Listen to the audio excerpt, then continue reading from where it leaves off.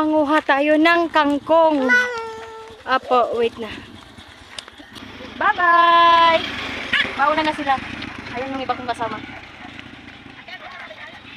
Tara at manguha na tayo. Pang-ulam namin mamaya kasi wala na kaming pang-ulam.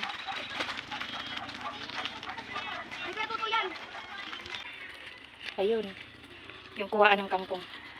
Malapit lang sa amin. Lalakarin ko lang. Ano ate?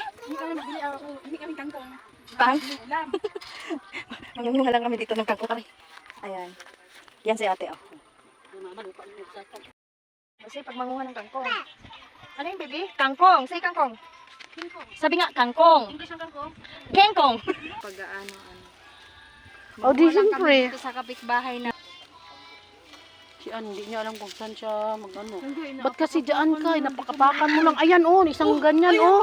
Ayan oh, nan. Isang ano, ayan po sa harap na Inaaway ganito. nila ako, naka-video yan. Kadami. Inaaway nila ako. Sige kayo. Okay na yun ate. Stop mo na din. Loko. Isang timba. Isang timbang maliit. Kuha namin kangkong. Anong luto mo dyan? Ha? Adobo? Okay. Sarap. Fresh na fresh. Parang ako yung magluto.